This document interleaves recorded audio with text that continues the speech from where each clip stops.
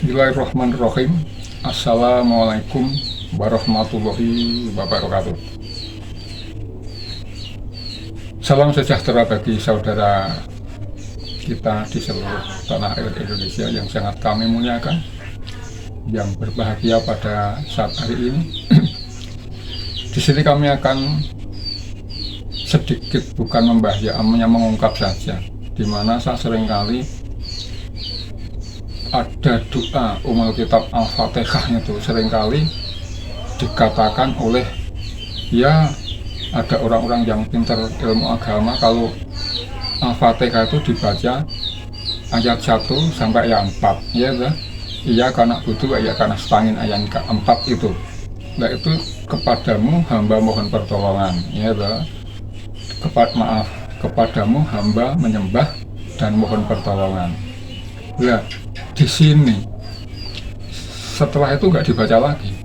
Seringkali saya pahami betul-betul di sini apa ya?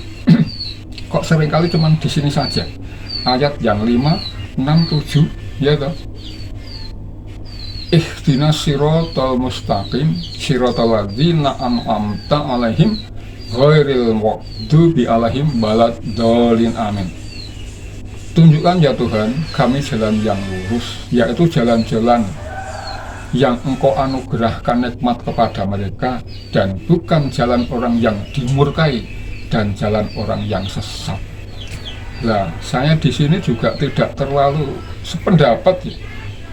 Doa seperti itu kok seakan-akan terus dia berbicara yang doa itu supaya istilah atau penangkap pemikiran saya itu kok kayaknya kayak dengki.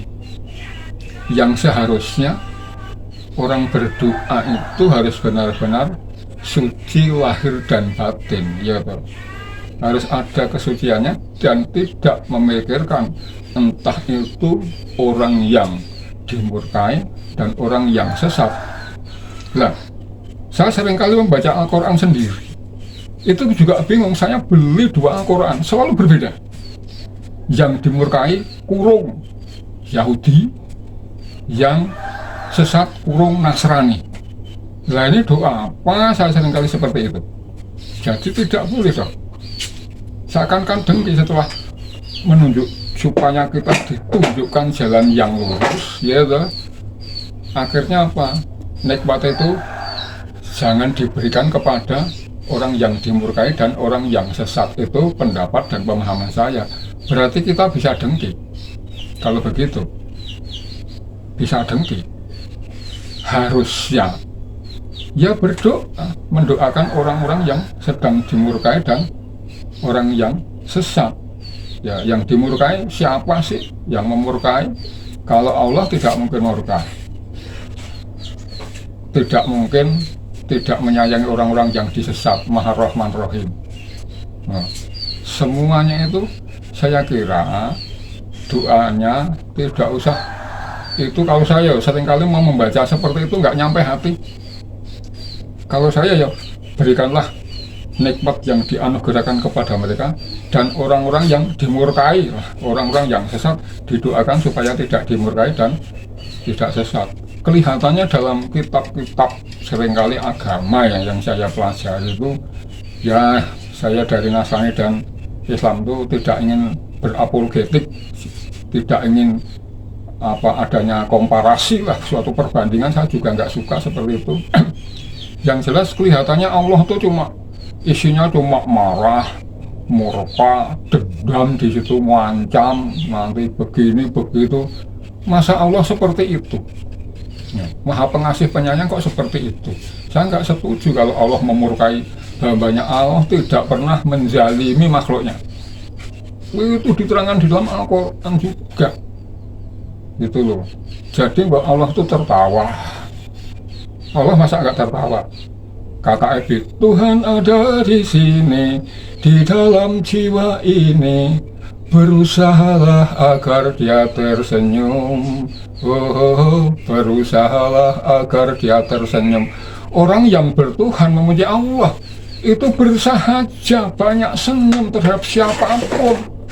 bukan seorang agama yang mempunyai kelompok-kelompok atau ormas-ormas menampakkan dengan wajahnya yang seram, yang garang, wah, kelihatan kejam, seakan-akan tuh bisa menakutkan banyak orang. Siapa yang mau mengikuti agama yang seperti itu, pelaku-pelakunya seperti itu.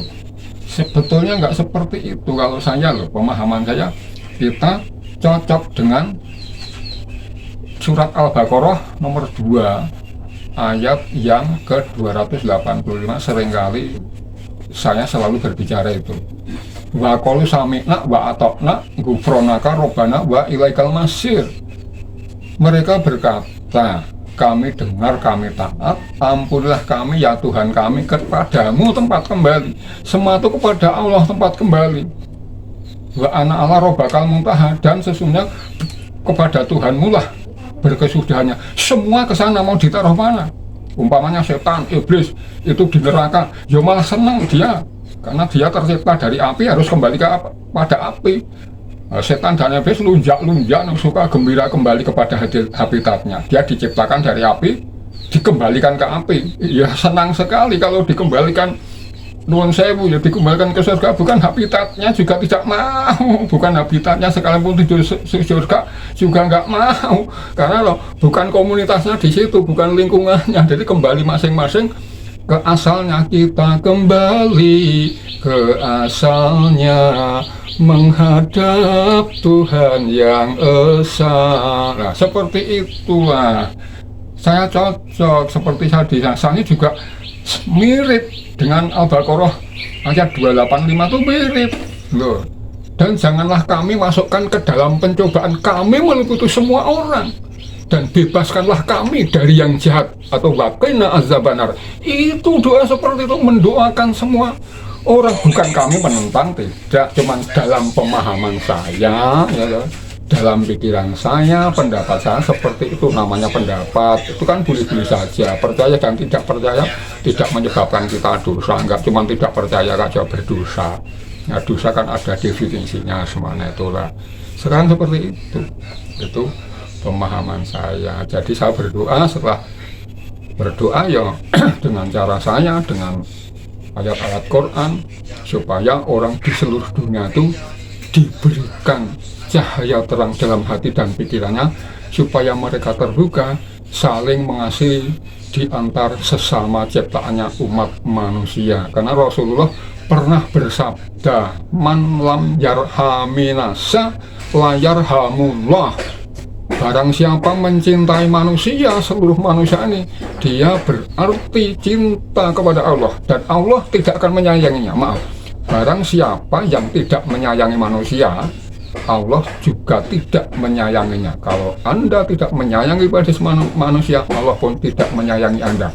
Di situ bukti menyayangi Allah adalah wujudnya manusia saling kasih mengasihi dan saling cinta mencintai. Itu bukti kita cinta kepada Allah. Kalau cinta kepada Allah, tidak cinta kepada manusia, kosong. Tapi kita cinta kasih sayang terhadap manusia, terhadap segala umat ciptaannya Allah, itulah bukti bahwa kita mencintai Allah. Itulah. Sekian yang saya berikan pemahaman kami, kalau cocok ya. Semoga sematanya supaya untuk membuka pemikiran kita. Kita harus berpikir ya secara logis, ya toh, secara matematis, sistematis, analisis. Itu penting berpikir seperti itu, karena kalau kita tidak punya kemampuan seperti itu, jangan harap kita bisa memecahkan berbagai persoalan yang dihadapi oleh umat manusia. Sekian, terima kasih. Assalamualaikum warahmatullahi wabarakatuh.